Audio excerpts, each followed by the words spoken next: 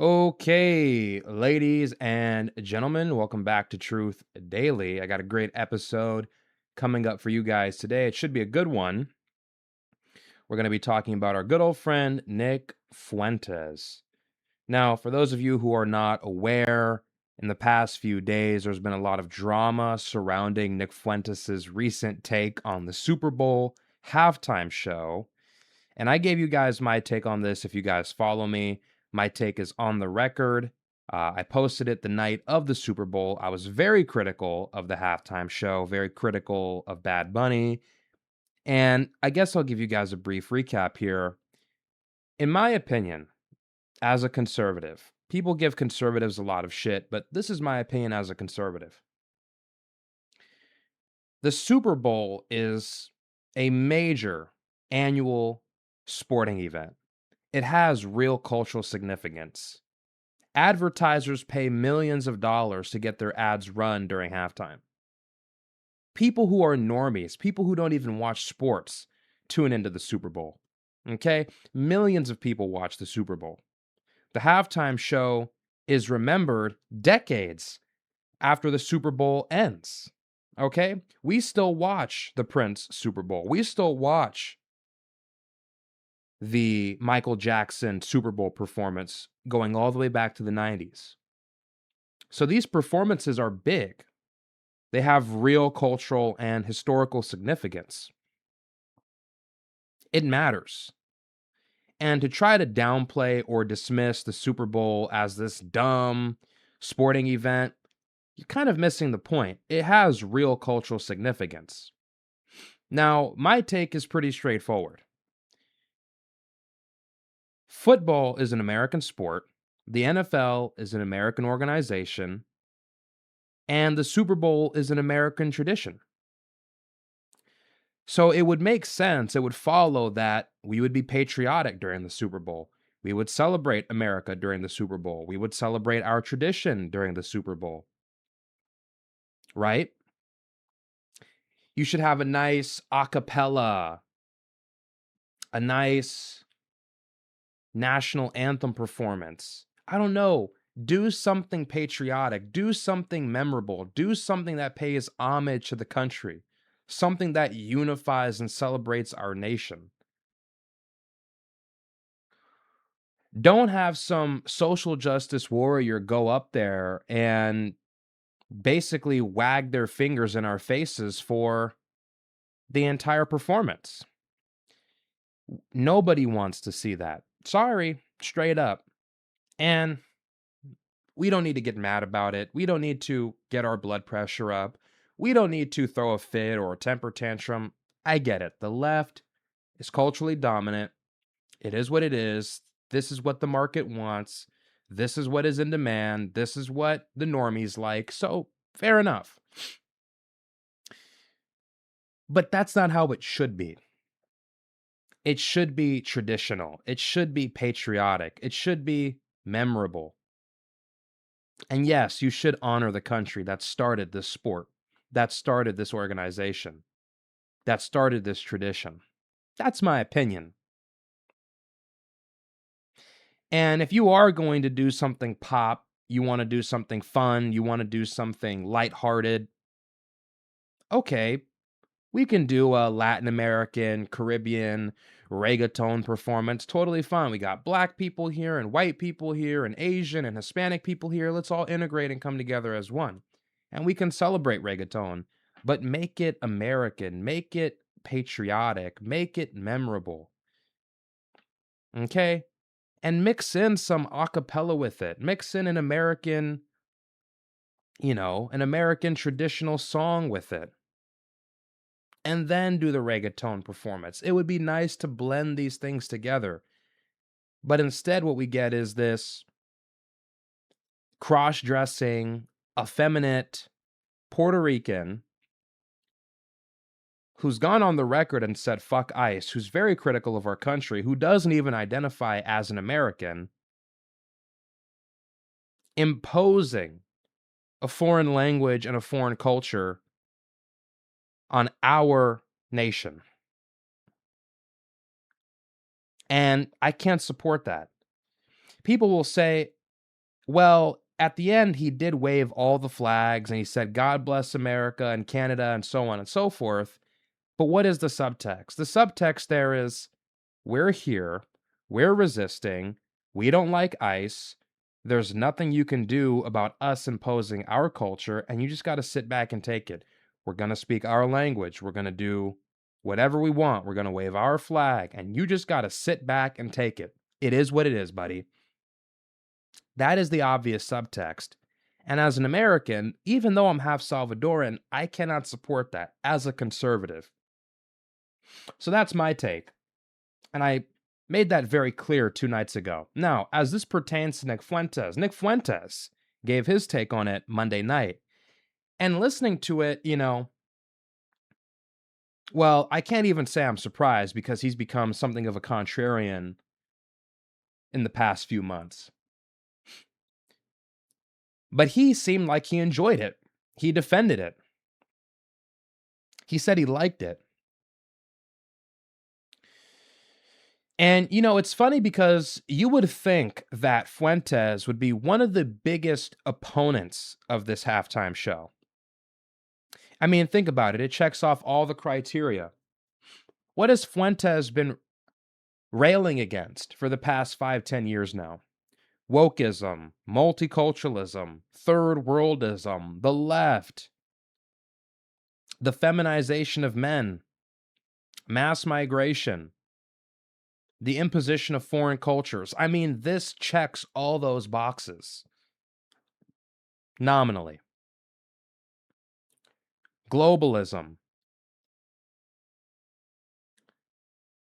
Anything that deviates or anything that abandons American culture and American heritage and American traditions. He has railed against all those things.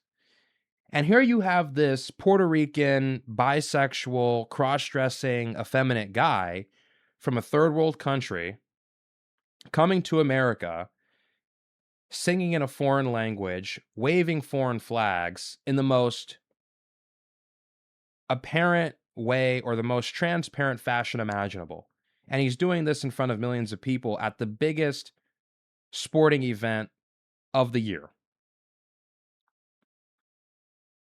At a traditional American event, an event with cultural significance.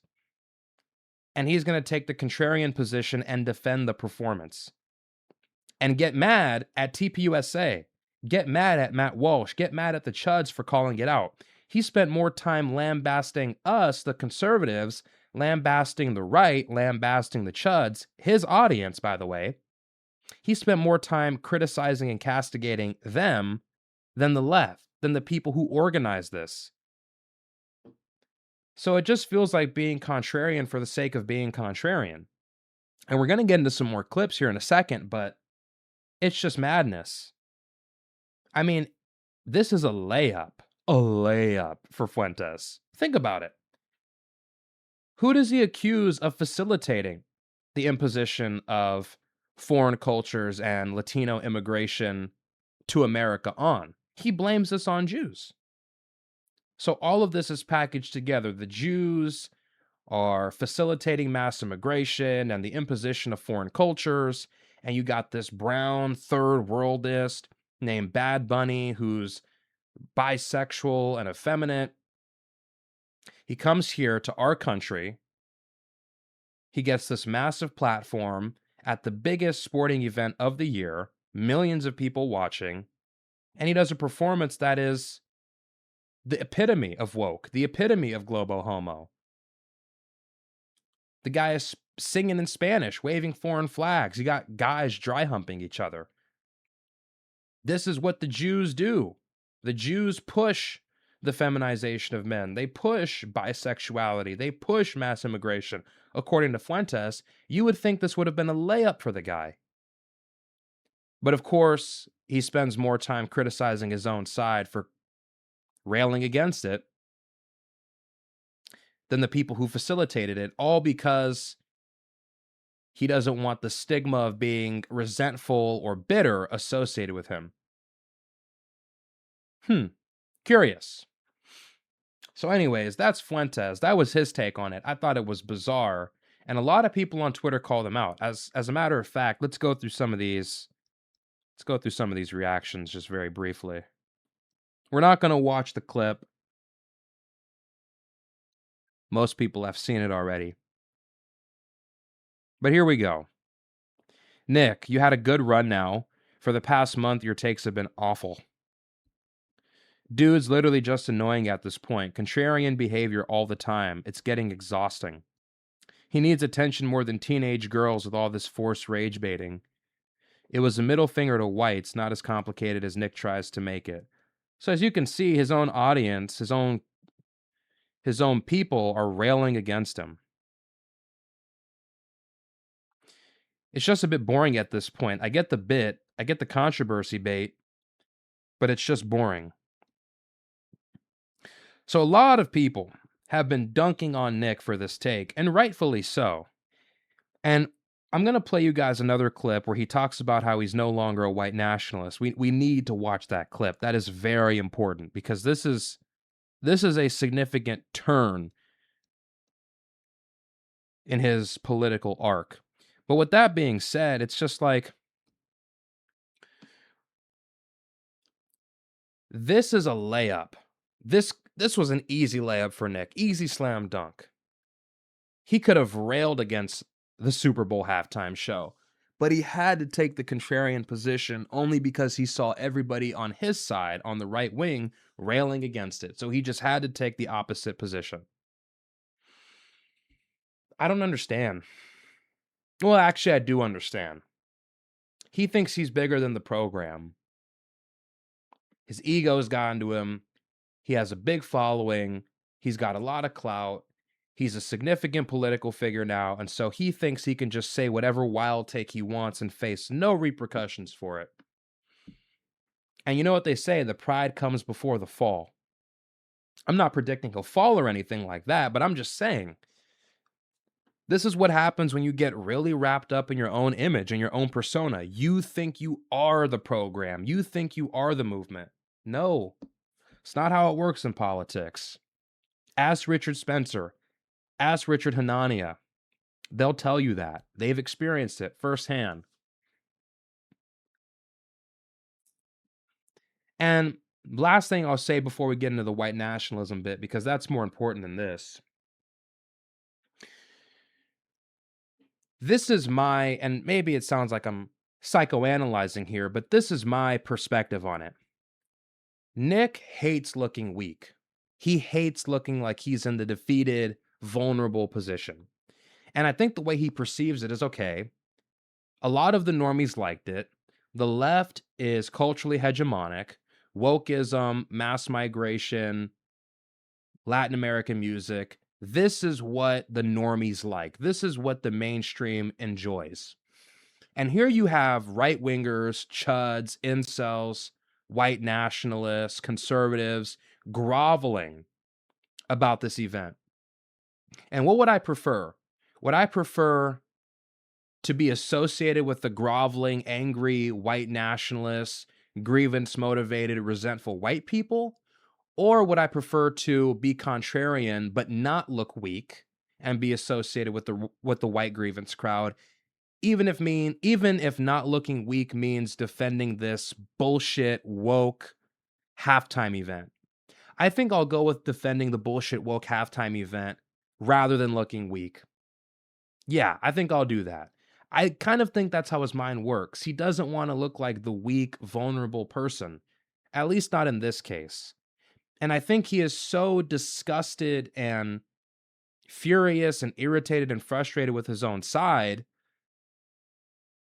and the way that they've been coming after him recently with his take on everything. I mean, people have been coming after him for everything, with his commentary on Epstein, with the way he attacked Candace Owens, and all the conspiracy theories that Candace Owens was drumming up about Charlie Kirk. I mean, people have been criticizing Nick heavily for the past few months. I remember after Charlie Kirk died, when Candace Owens was blaming TPUSA, Erica Kirk, the TPUSA staff, Egypt, Israel, all these other people for killing Charlie Kirk. And she provided no evidence. And from the very beginning, Nick was saying, hey, where's the evidence? Hey, Charlie Kirk wasn't killed by Israel. You need to provide the evidence. You need the proof. And everybody on his side said he got the call. I remember that. And people threw him under the bus. And this is something that has been happening for the last few months. And so I understand maybe he feels tired with his own side, thinking they know better than him. But this is just a bad take. You just call it what it is. This is a bad take. This does feel like being contrarian for the sake of being contrarian. And at the very least, okay, we get it. He's not defending wokeness. He's not defending this halftime performance. He's not defending the Super Bowl or whatever. But it's just weird. Why spend more time counter signaling your own side? Why spend more time dunking on Matt Walsh and the Chuds than criticizing the actual event? I just don't get that. That to me is peculiar. And like I said, I think maybe it's because he wants to be a contrarian. Be that as it may, I want to react to this clip because this is actually the more interesting clip, at least to me. Now, this is from yesterday. And the caption reads, Nick Fuentes says he doesn't feel like a white nationalist anymore. Quote, the movement has just been captured by losers and idiots. I'm kind of just done pandering. I fucking hate these people. Okay. So let's listen to this clip, and I'm going to let you guys listen to the whole thing, and then I'll give you guys my take on it. The halftime show was in Spanish and all the performers were brown people. The message was this is what America looks like, a mosaic of Latin peoples. Clearly it was political. Clearly it was a middle finger to white people. Weird take. Are you even a white nationalist at this point? Honestly, I don't feel like one anymore. I feel like, do I want America to be a white country? Yes. I'm pro-white, but the movement has just been captured by losers and idiots. I'm kind of just done pandering. I fucking hate these people. When I look at what the movement has become, like the kind of impulses that have captured it, it's just kind of depressing. And I've always been forward thinking, and I've always been heterodox, and I've always been progressive in a way. And increasingly, I don't feel like I fit in with that anymore. It used to be the case that if you were against white genocide, if you're pro-white, if you're against immigration, like that is what it meant to be on our side. Now it's like you have to be a Republican culture warrior. I have to be spun up about the Super Bowl halftime show. It's just so low IQ. It's so low IQ. It's so monotonous, so repetitive. You're screaming at the halftime show because it's in Spanish. Am I supposed to do this performative outrage? Why? I'm supposed to get up out of my seat? Who gives a fuck? No, I don't think I fit in anymore because, I'm telling you this, we've reached the high watermark of that stuff. I've been doing this for 10 years.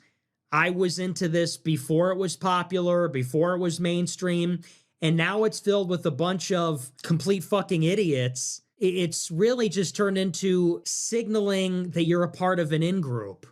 And we're all going to have the same take, and we're all going to have the same opinion, and we're all going to say the same thing, and we're all going to engage in this elaborate performance. I don't know who it's for, why. We're all going to perform outrage. We're all going to perform and do the same jokes, and we're all going to have the same talking points.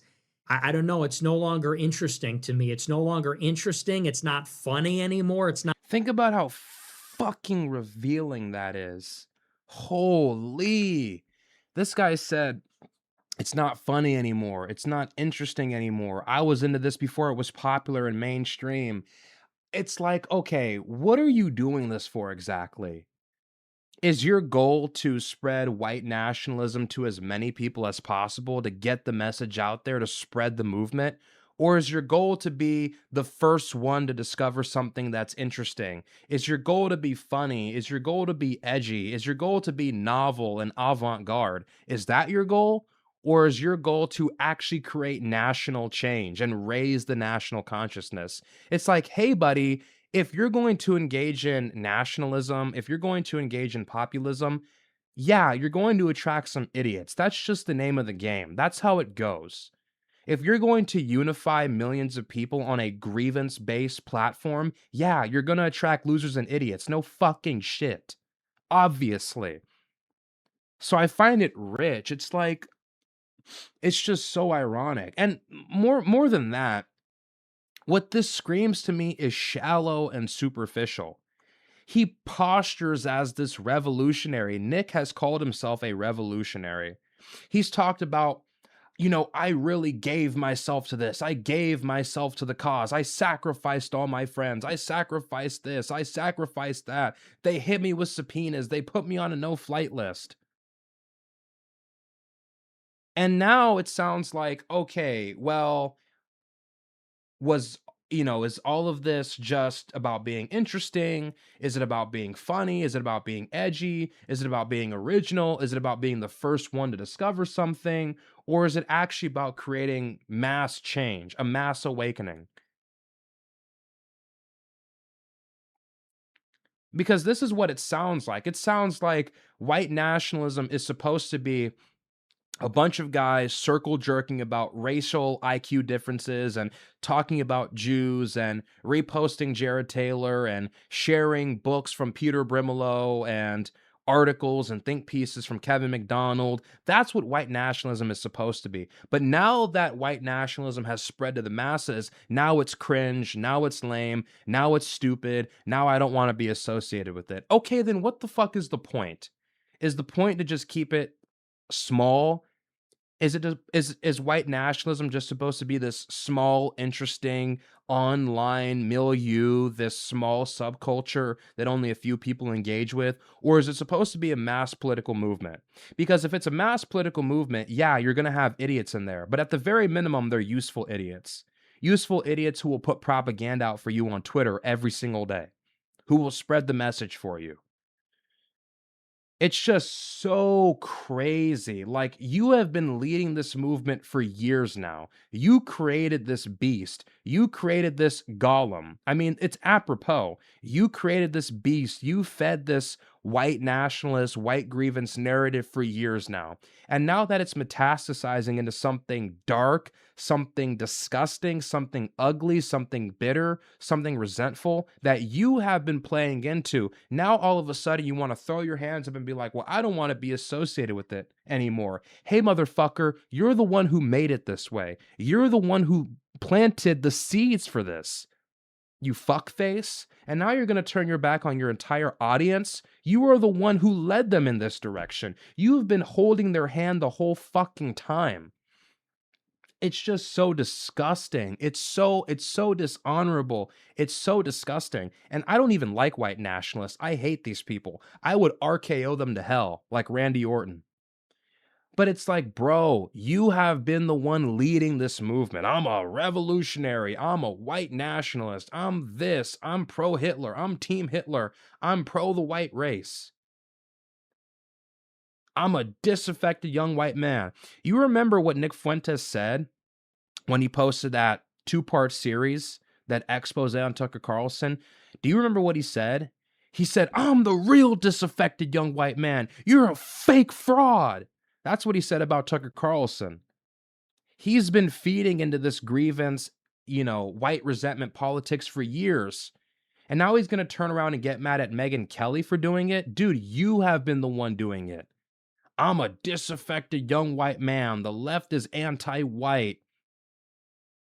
Wokeness is anti-white. BLM is anti-white. They hate whites. White genocide. You have been feeding this narrative for years, bro. You guys do remember there was a time when Nick Fuentes was a libertarian. He used to be a cruise missile. He said that in the Tucker Carlson interview. And it's like, as a conservative, and I can just be real here, a lot of conservatives jumped on the Trump bandwagon and made a deal with the devil. And this is when a lot of conservatives turn into losers. What happened was conservatives lost the culture war to the left. They lost the youth. They lost the culture war. They didn't have the energy. And so a lot of conservatives said, well, hey, we can't beat the left. We're losing the culture war. And here we have Trump. And he's kind of racist, he's kind of an asshole, he's kind of edgy, he's kind of a bully. But you know what? He'll fight the left. He'll fight for us. He'll push back on wokeness, he'll push back on affirmative action, he'll push back on the left-wing media. He'll fight for us. Even if he's rough around the edges, we'll take him because he's powerful. We'll take him because he'll fight. So a lot of conservatives, because they lost the culture war and felt demoralized, thought to themselves, you know what? We'll have to rally around Trump. We'll work with it. And what Trump did was Trump created this massive coalition, this massive tent, and he allowed all the worst actors in the right wing to have a voice. People who initially were ushered out, like the Buchanans, like the Jared Taylors, like the more right-wing people, like Peter Brimelow.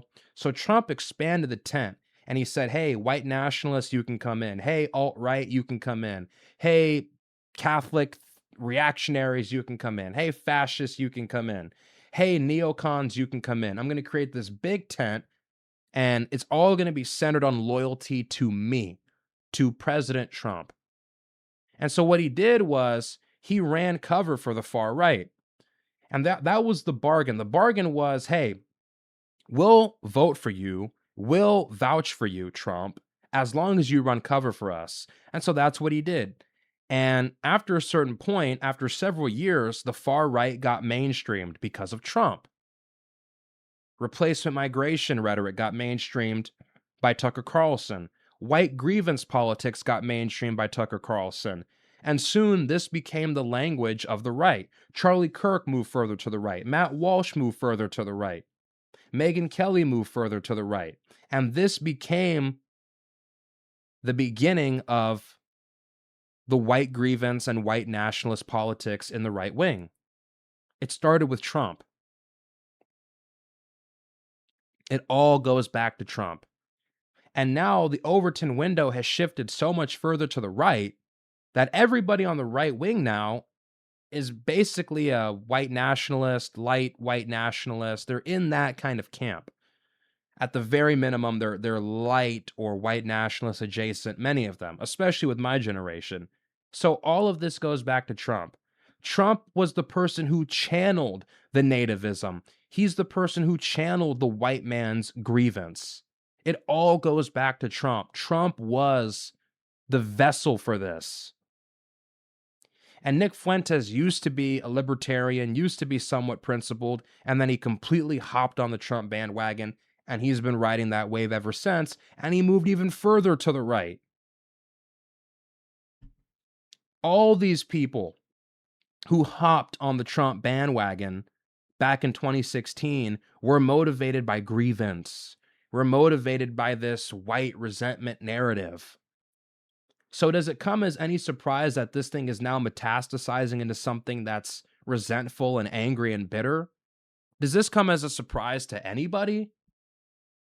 It's like, you could have seen this coming from a mile away. Anybody with a fucking brain could have seen this coming from a mile away. I just find it so gross. It's like, dude, you built this movement. You mainstreamed this. You got the followers on Twitter. You got unbanned on Twitter. They allowed you on Rumble. You have this big platform. And now because your movement is mainstream, you don't think it's cool anymore. Now you're going to turn your back on it because you want to be the cool guy. It's like this weird thing. Everybody in this generation has this obsession with being cool, the first to do something. I have to be original. I have to be the first one to do something. I can't be associated with everybody else because that's cringe. Just, bro, just like chill. Be yourself. If you're a white nationalist, be a white nationalist.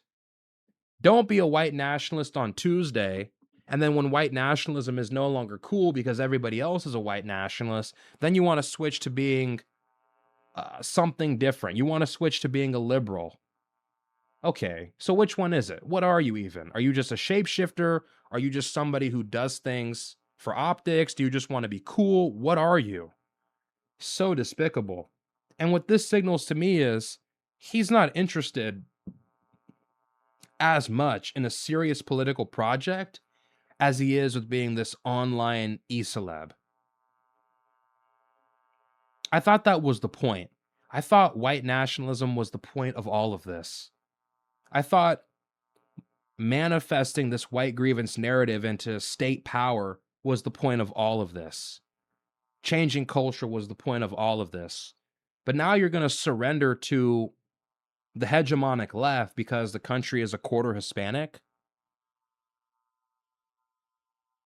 And you're going to surrender the culture to the hegemonic left because you're annoyed with the fan base and the following that you cultivated after advocating these things for years. It sounds exactly like Andrew Tate.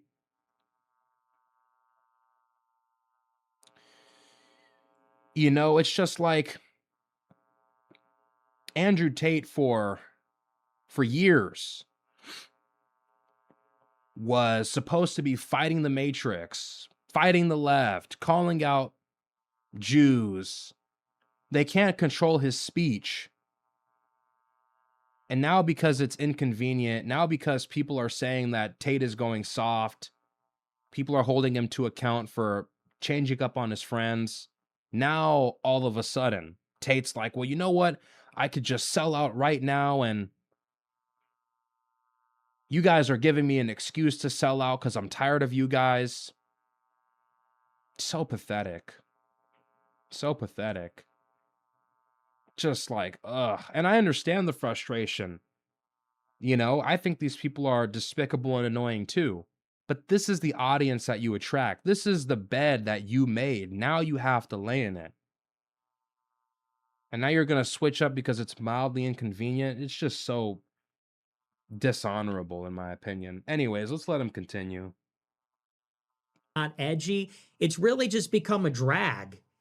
At one point, we were the troll. It's like the point is to make a serious political movement, not just be edgy. Really reveals where his priorities are. And now we're the butthurt ones. There was a point in time when you've always been the butthurt ones. There was never a time when you weren't the butthurt ones. Like, a lot of conservatives gave up on neoconservatism. They gave up on their principles. They gave up on being a conservative principally. And so what they did was they flipped to Trumpism, this like pseudo revolutionary movement. They put all their faith in Trump. And now that Trumpism is dying, they're like, well, we got to take it further. We got to go all the way to white nationalism. It's just a series of losses. You lost as a libertarian. You lost as a conservative. You lost as a neocon. You lost as a Trumpist. You keep losing to the left. Now we got to flip over to white nationalism. You guys are chronic losers, habitual losers. Like, give me a break. Not my audience, but a lot of you guys, the people who support Fuentes in that milieu, yes, a lot of them are losers, just being real. I mean, just look at what these people say on Twitter, mad all the time. We were having fun and we were laughing and we were trolling and we were making jokes. And it doesn't have to be that way. Conservatives can produce elegance, beauty, class, art. Conservatives can do it. Conservatives can even express empathy. We're not disempathic people. We just have our limits. But we can also compete culturally with the left without surrendering to this reactionary craziness and grievance. And now our side are the biggest butthurt faggots of all time.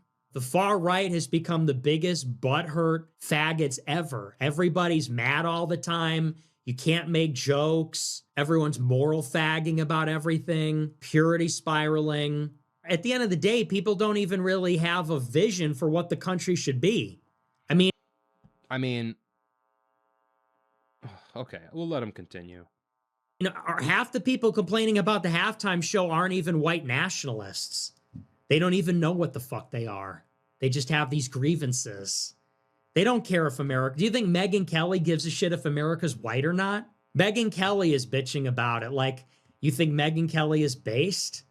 Megyn Kelly's screaming, the Super Bowl should be... I mean, you can bitch and whine about Megyn Kelly, but at least Megyn Kelly is standing up for the country.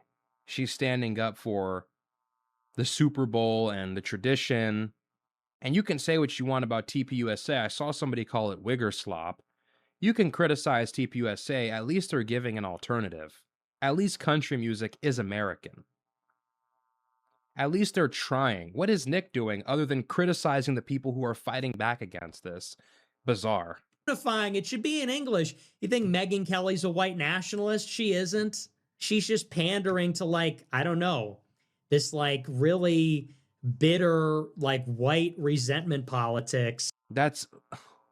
It's like the pot calling the kettle black. It is literally the pot calling the kettle black.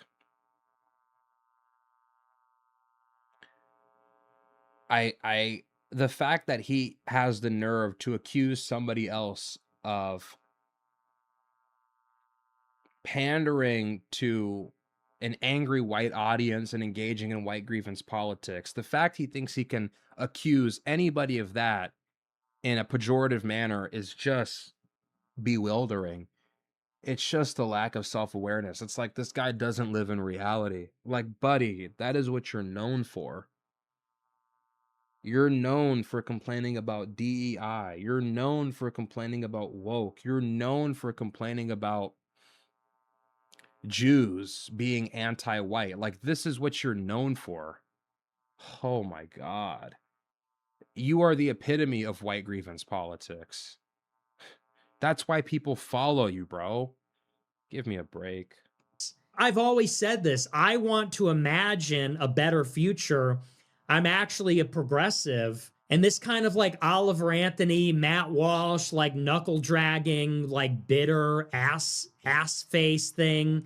We're all going to be grumpy and mad. I've never been on board with that. I've always seen it as defeatist and fucking pathetic and basically just this big loser mentality. The halftime show was in Spanish. Oh, I didn't know that. You're telling me for the first time. It's like, okay. The message was America is full of Latin people. Well, you know, it is. Yeah, or do we live in reality? Yeah, you're one of them. The message is America's full of Mexicans. Okay, America is like... Yeah, you're one of them. like a quarter Hispanic. So like, I don't know, like... I'm being facetious. Get real? It was clearly a middle finger to white... Get real sounds like give up and let it go. That's what that sounds like. Translation. People, you know, I didn't really feel like that at all. It just, that message wasn't really there. But you see what you want to see, and you can go on fucking Oliver Anthony Island and be seething about it. All these various events over the past 6 months, it's just like, get me out of here. I'm a celebrity. Get me out of here. It wasn't anti-white, strictly speaking. That's kind of a projection. It was pro-Latino. It was anti-American in a certain way. And it's definitely an imposition. But to call it anti-white, like, that's just... you're just reading something into it that's not there. Charlie Kirk was a time traveler. I get it. People are wound up, but like, that's not, it wasn't anti-white. Hands off Venezuela. Hands off Greenland. I support ICE, but they're being too mean. The Super Bowl's in Spanish. It's like, this is not something that I fuck with at all. Lunatics are running the asylum. It's just so weird. Okay, that's the end of the clip. It's just so bizarre to me. Like, you cannot endlessly... here's the thing. If you're going to be condescending to your audience, if you're going to mock your audience, you need to give good takes consistently. You can't give bad takes and also be a terrible person. I mean, I think he's an obnoxious person. I actually think he's insufferable. I have 298 subscribers. I hardly even have an audience. But I appreciate every single one of you guys, and I constantly remind them of that. And I constantly try to show and demonstrate my appreciation to the audience. Constantly. And here you have Nick Fuentes, who's constantly just disparaging his audience, bad-mouthing his audience, talking to his audience like they're children, calling them stupid, calling them idiots. But the irony of it is, like, once again, is this a serious political movement? Is the goal to raise the consciousness across the country and turn everybody in this nation into a white nationalist, make everybody in this nation America first? That's what he said he wanted. Or is your goal to just be interesting and edgy? Because unironically, that's actually childish. For as much as he accuses other people of being children and dumb and stupid, it's just like so arrogant. Anyways, so that's that. One thing I want to do before I end this video is I want to react to some of the comments here. Comments were pretty telling. So this was the clip right here. Okay. Here we go. Nick, you're wishy-washy. You don't even know what you believe in. You ain't the leader of shit anymore. Generational run is over. Run for office, or you're really just another talking head who won't do shit. Empty talking points at this point. At what point does being a contrarian for the sake of being contrarian hurt your cause? The majority of actual white nationalists around the web have been telling Fuentes to fuck off and stop trying to co-opt white nationalism. So it's kind of amusing for him to now say he's done with them. It's like a clingy girlfriend being told numerous times to leave a guy alone and then finally saying, "Oh my God, I'm so done with you." This is so apropos. This is literally so on the money. It's crazy. And here's what's funny. There's clips of Nick Fuentes saying he's a white nationalist. In fact, let me play one for you guys. Let me play this clip for you guys. Now, I don't know what year this is from. This is from 2022 or 2023, I believe. But I'm going to play this clip for you guys of Nick Fuentes referring to himself as a white nationalist. Check this out. Let me turn off Bluetooth. Okay, here we go. Trumpism years ago was something like build a wall, restrict free trade, do some level of protectionism and end the foreign wars. The Groyper branch is social conservatism. It's like this revanchist, borderline Catholic integralism. It is this anti or counter Jewish agenda, countering the influence of the state of Israel and organized Jewry in America. And it is this a version of white nationalism. I would say those are the three planks. Okay. So you heard it in that clip. He was talking about Trumpism. Trumpism is about ending free trade. It's about building a wall. It's about restricting immigration. And then he says America First is parallel to Trumpism, but it's a more refined version. And he says the three pillars of America First is Catholic integralism or borderline Catholic integralism, countering the influence of Jews in Israel, and a version of white nationalism. His words exactly. So, on occasion, he's referred to himself as a white nationalist. In fact, I believe in that last stream he referred to himself as a white nationalist. There's clips from a month or two ago when he was being asked at the airport if he was a white nationalist, and he said, "Yeah, I'm something like that." So here you have him pussyfooting with the term. Is he a white nationalist? Is he not a white nationalist? Let me be very clear with you guys about something. I'm going to put this in full screen. White nationalism is two things. It's very simple and it's very straightforward. And if you agree with these two things, you are a white nationalist. End of story. That's what you are. Okay? Full stop.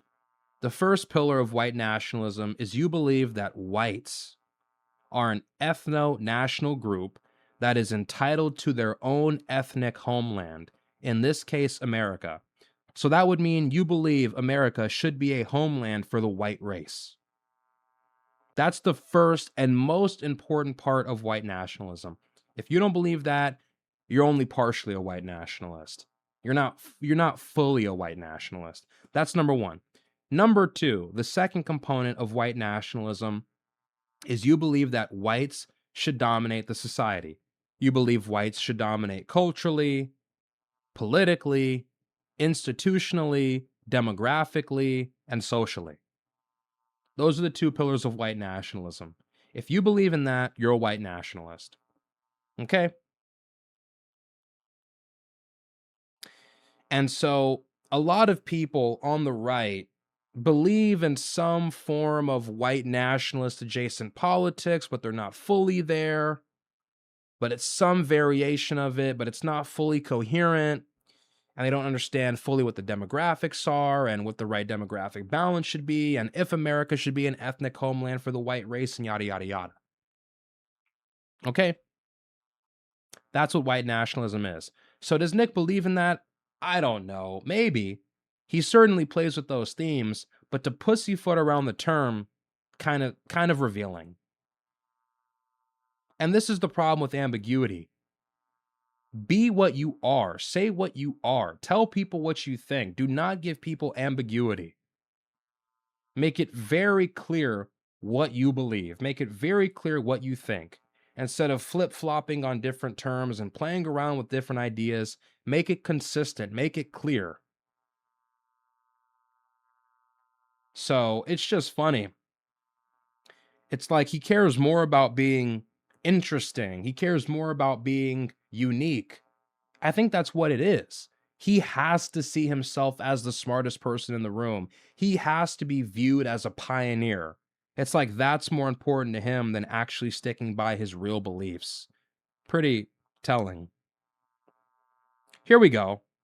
This person is basically saying exactly what I'm saying. And by the way, this guy is a white nationalist, so fuck this guy. But here's what he says.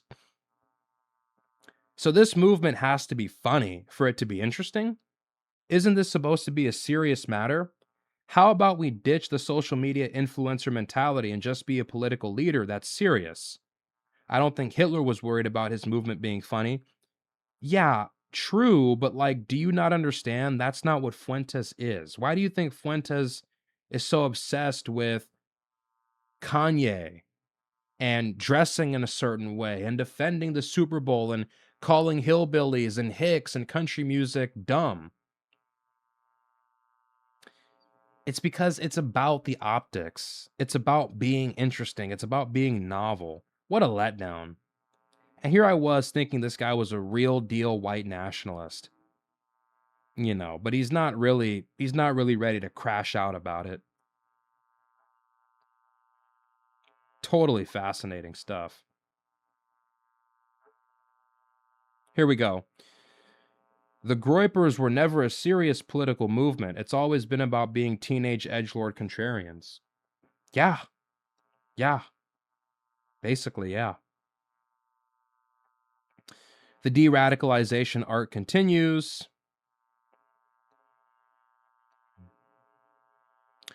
We don't need an incel backed by dark money to be the controlled opposition. Suddenly, the movement he built is captured by losers. He's progressive now, ready to team up with whoever pays next. Wonder which new Nick we'll see this year. Dude shifts in the wind all the time. He's a progressive who supports Gavin Newsom now. Anyways, you guys get the idea here. Whether Nick knows it or not, he is a division agent.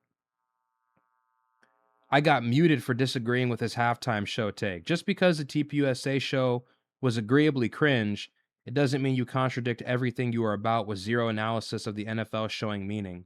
Or the zero analysis of the NFL show's meaning. These people have terrible grammar. Super weird. You are right about one thing. You don't fit in. You make no sense. And for crying out loud, your voice is just a perpetual whine that sounds like it's on the verge of tears. That is true. That is absolutely correct. You don't have to pander to them. Just don't make your entire personality opposing them. Like Richard Hanania or Richard Spencer. Nick is defending the Puerto Rican Super Bowl just because he finds Kid Rock distasteful. Just say they both suck, but that doesn't get views. Yeah, you could just say that, 100%.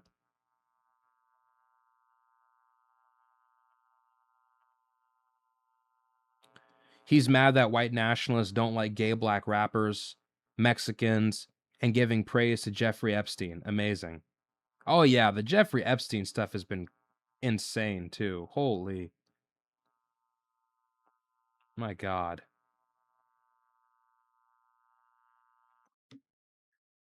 Okay, let's take a look at a few more and then we'll wrap up the episode. Jesus, man.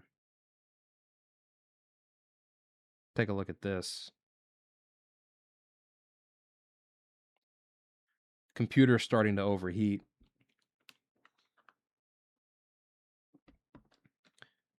All right, let's take a look at these. Is this retard intentionally trying to nuke his following? You spent years calling out global homo degeneracy and anti-white hatred. Now you're caping for crotch-grabbing reggaeton that yells America last. It's pretty funny. Nick, you had a good run, but for the past month, your takes have been awful. The Super Bowl was a middle finger to whites, not as complicated as Nick is trying to make it.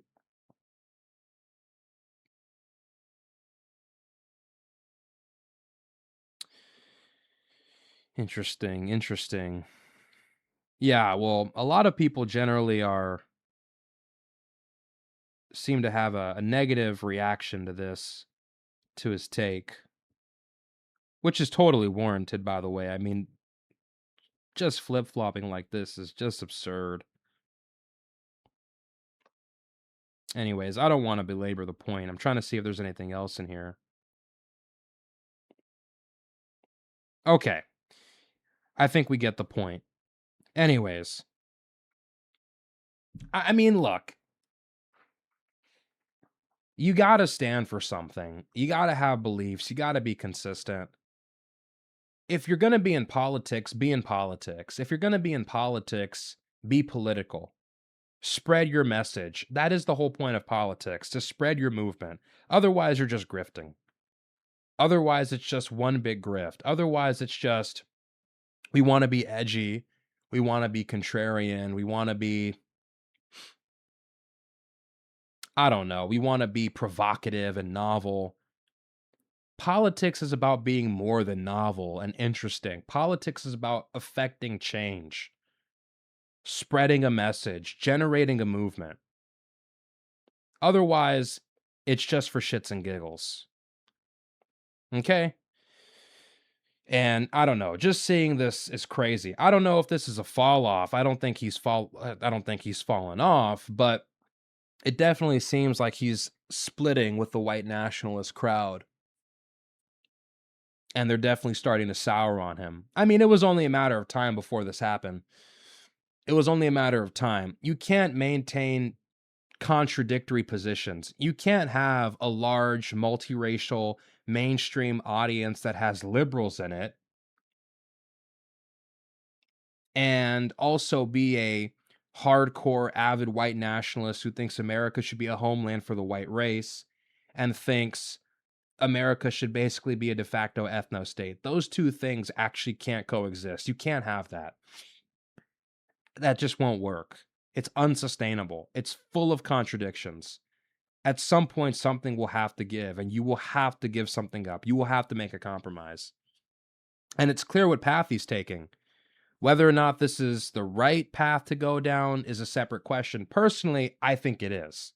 I think it is the right path to go down. I think it's better to just distance yourself from those people. My opinion, though, is just like, one, it is a bit cowardly, and it does warrant criticism. That's number one. I'm not a fan of Fuentes. You guys know this. But number two, I don't like the whole contrarian thing just for the sake of being contrarian. And I like Richard Spencer, and I like Richard Hanania.